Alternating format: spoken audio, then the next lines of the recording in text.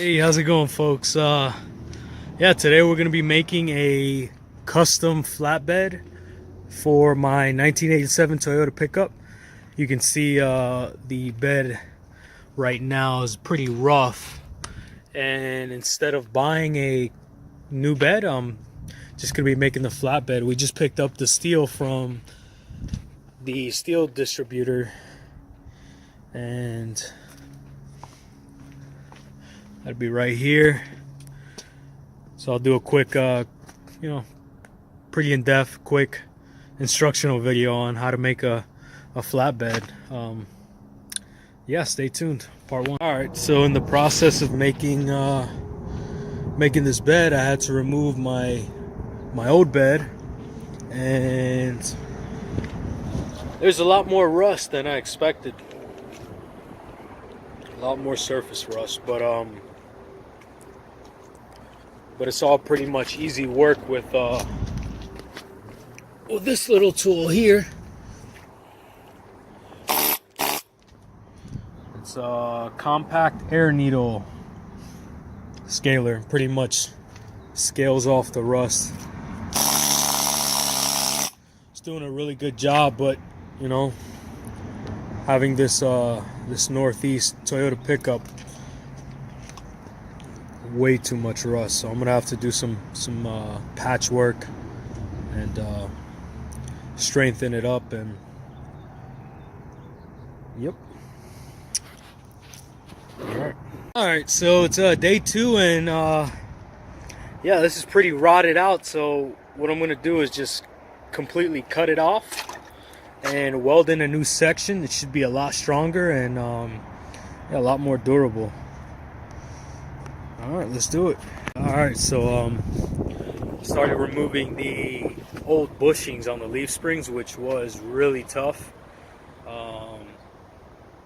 The bolts were definitely seized to the leaf spring, and had to use a lot of heat and a lot of pounding and a lot of twisting and turning, but I finally got them off.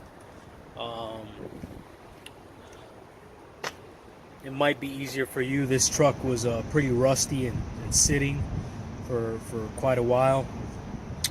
I'm still having a little issue with this rear here. I actually had to cut the bolt from the inside and jam it out. So I have that out. But this side I got to finish up here. And I'll probably end up doing the same thing, getting a blade in there and cutting the bolt from the inside and just hammering it out. Another thing you want to do is remove your shocks, just to make it that much more easy, a lot more freedom of movement. All right, so let's finish cutting this here. Oh, quick one. These are the new bushings. Got them all set up. These were purchased for $38 on Amazon. It's a Prothane motion control. Had some really good reviews, so yeah. Let's install these. All right, here goes the bed. Dimensions are 6 by 7 feet, 6 feet wide, 7 feet long. I'm using 3 by 1 tubing throughout the whole thing, even the little stilts to elevate the flatbed.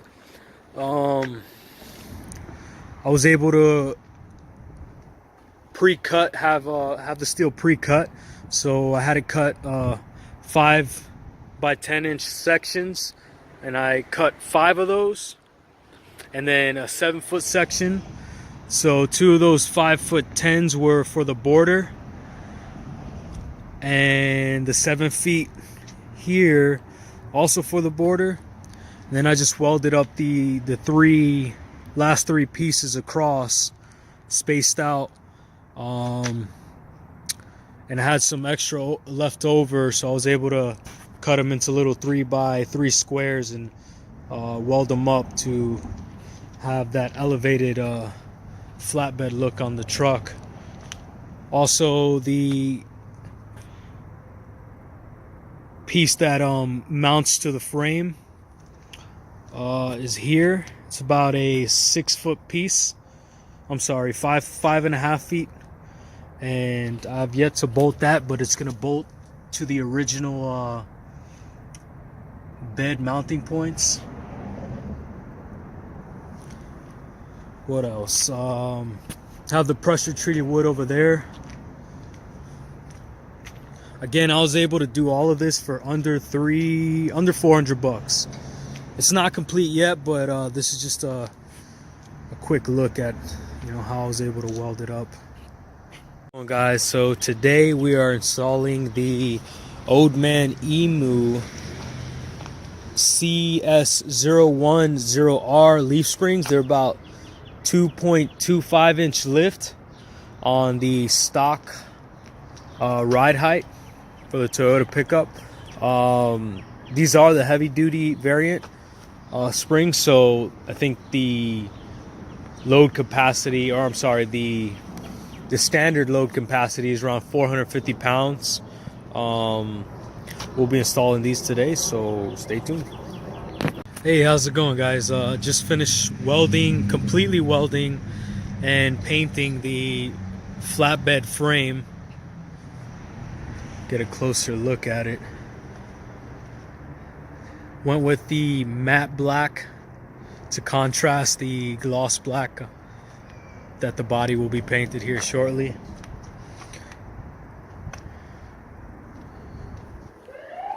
Along with that, we finished putting in the ARB Old Man Emu heavy duty leaf springs.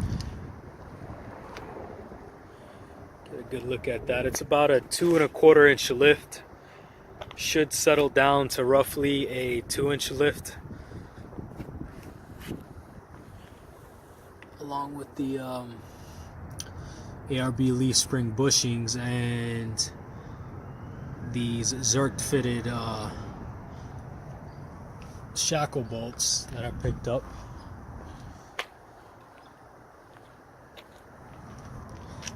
Pretty much gives you the ability to lubricate the bushing with you know, bushing grease, so that's a plus.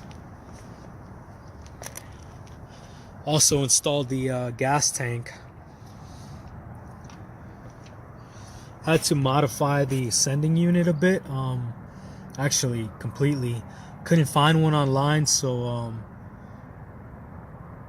drilled and tapped out the old lines, which were pretty rusted. Had a slight leak on the fuel line, so I definitely had to do that. Was able to use some of this, I believe it's a 1/4 inch brake line to work, and you know, right now the it's JB welded on there and should hold up pretty well. Yep. All right, next step will be putting the platform, which is all this pressure treated wood I got here. I'm gonna let it dry out and for a couple weeks and sand it down and give it a nice coat of I'm not too sure what we're gonna do yet, but more on that. All right, on to the next step. Hey, how's it going, folks? Just finished up the platform for the flatbed. Came out pretty good. Got these opening slots here for when I put these side panels. Make those in the future. Yeah, it came out really well. Really do like it. What I'm gonna end up doing is letting the wood dry out. It's pressure treated, so it has that chemical they use to treat it.